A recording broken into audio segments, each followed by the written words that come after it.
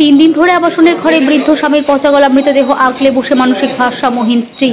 উত্তর চব্বিশ পরগনা জেলার সদর বারাসাতে টাকি রোডের পঞ্চতন্ত্র হাউসিং কমপ্লেক্সের ঘটনা। প্রতিবেশীদের কাছে খবর পেয়ে ঘটনাস্থলে পৌঁছায় বারাসাত থানার পুলিশ। তারপরে ঘর থেকে উদ্ধার করা হয় বৃদ্ধের পচাগলা মৃতদেহ। মৃত বৃদ্ধের নাম সুনীল চক্রবর্তী। আবাসনের একটি ফ্ল্যাটে তার স্ত্রীকে নিয়ে তিনি একাই থাকতেন। 2020 সালে তাদের একমাত্র পুত্রের মৃত্যুর পর থেকেই স্বামী স্ত্রী দুজনেই মানসিক ভারসাম্যহীন হয়ে পড়েন। বিগত কয়েকদিন ধরেই সুনীল চক্রবর্তী সহ তার স্ত্রীকে দেখা যাচ্ছিল না আবাসনের বাইরে। রবিবার দুপুরে তাদের ঘর থেকে আজ দুর্গন্ধ বেরোতেই তাদের প্রতিবেশীরা বারাসাত থানায় খবর দেয়। পুলিশ এসে সেখান থেকে বৃদ্ধের পচা গলা দেহ সহ তার স্ত্রীকে জীবিত অবস্থায় উদ্ধার করে। পরবর্তীতে বারাসাত থানার পুলিশ ওই মৃতদেহটি বারাসাত মেডিকেল কলেজ ময়নাতদন্তের জন্য পাঠায়।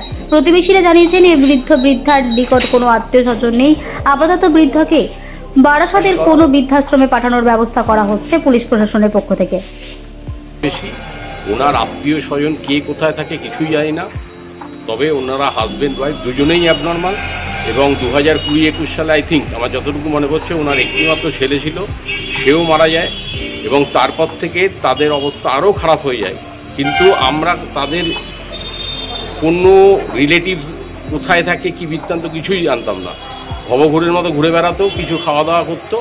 লাস্ট 3-4 দিন ধরে দেখা যাচ্ছে ওই ভদ্রলোককে দেখা যাচ্ছিল না এবং ওই বিল্ডিংয়ের লোকজনের কাছে একটা ব্যাড স্মেল আসতে শুরু করে আজকে সকালবেলা থেকে। তাতেই আমরা সাসপেক্ট করি কিছু একটা ঘটেছে। তারপরে থানায় ফোন করা হয়। থানার থেকে নাম কি ওনার নাম খুব সম্ভবত সুনীল চক্রবর্তী। তারপর থানার থেকে তারপরে পুলিশ আসে এবং পুলিশ এসে আপনাদের সামনেই দেখতে পাচ্ছেন বডিটা নিয়ে যাচ্ছে। কয়জন থাকতো ওই ফ্ল্যাটে? ওই হাজব্যান্ড অ্যান্ড ওয়াইফ। ওনার ছেলে ছিল, ছেলে আগেই মারা গেছে। এখন বর্তমানে কি ওয়াইফও থাকেন? এবং ওনাদের দুজনেরই কিন্তু মেন্টালি ডিসেবল, মেন্টালি কোনোদিনই সুস্থ নন। আপনার নাম? আমার নাম স্নেহাশিস দাস। এই ফ্ল্যাটের নামটা কি আছে? পঞ্চতন্ত্র হাউসিং কমপ্লেক্স, টাকি রোড, বারাসাত।